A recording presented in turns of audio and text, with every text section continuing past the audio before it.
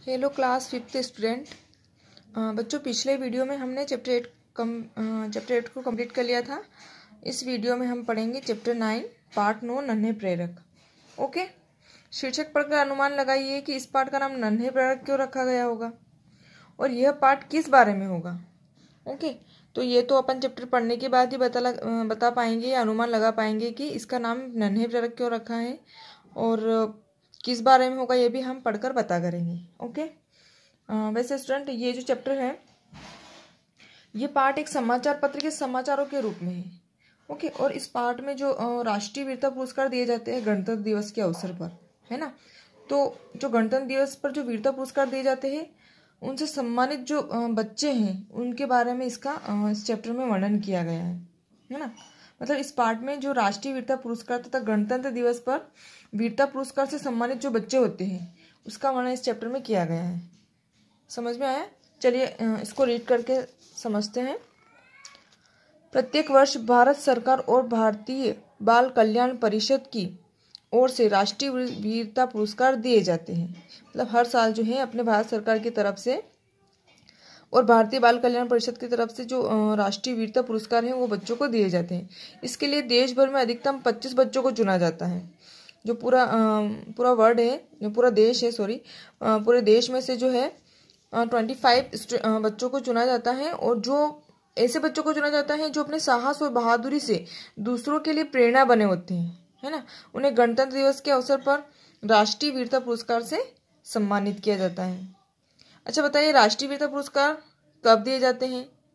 तो राष्ट्रीय वीरता पुरस्कार गणतंत्र दिवस के अवसर पर दिए जाते हैं बच्चों का सम्मान करने के लिए। आगे पढ़ते हैं। बहादुर बच्चों को राष्ट्रीय वीरता पुरस्कार से सम्मानित करने का सिलसिला 1957 में शुरू हुआ था। जो बहादुर बच्चे हैं जो वीरता का काम करते हैं उनको पुरस्कार देने का जो सिलसिला है वो जो शुरुआत हुई वो कब से हुई थी? 1957 में, है ना। सम्मानित मतलब आदर करने के योग्य जो होते हैं उनका सम्मान किया जाता है।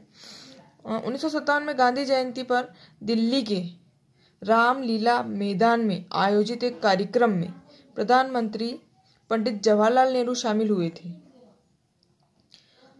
गांधी जयंती पर दिल्ली के रामलीला मैदान में, दिल्ली में जो रामलीला करके मैदान है वहां पर एक कार्यक्रम आयोजित हुआ था। वहां पर जो पंडित जवाहरलाल नेहरू थे अपने देश के प्रधानमंत्री, वो वहां पर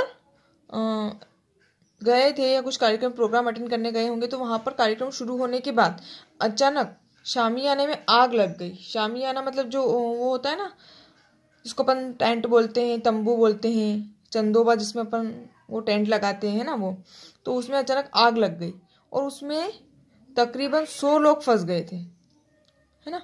तब 14 वर्ष के बच्चे हरिश्चंद्र मेहरा ने समझदारी का परिचय देते हुए शामियाने में एक हिस्से को अपने चाकू से काट दिया जिससे लोगों के निकलने का रास्ता बन सका, है ना। तो हरिश्चंद्र की बहादुरी से प्रेरित मतलब प्रेरित होना, जैसे अपन प्रेरित होता है ना, जैसे उकसाना या आगे बढ़ाना, इसका मतलब होता है। तो वहां पर आग लग गई थी तो एक जो छोटा सा बच्चा था 14 वर्ष का, उसका नाम क्या था? हरिश्चंद्र मेहरा। उसने अपनी समझदारी से जो है उस तंबू को जो है काट दिया चाकू से और अपनी बहादुरी का परिचय दिया। आगे पढ़ते हैं।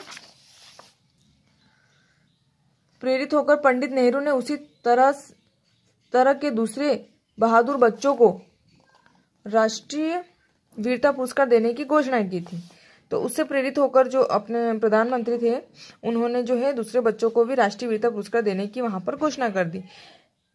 इन पुरस्कारों में पदक, प्रमाण पत्र और नगद पुरस्कार सम्मिलित होते हैं। इसके अलावा सरकार की ओर से हर बच्चे को पढ़ाई में मदद की जाती है।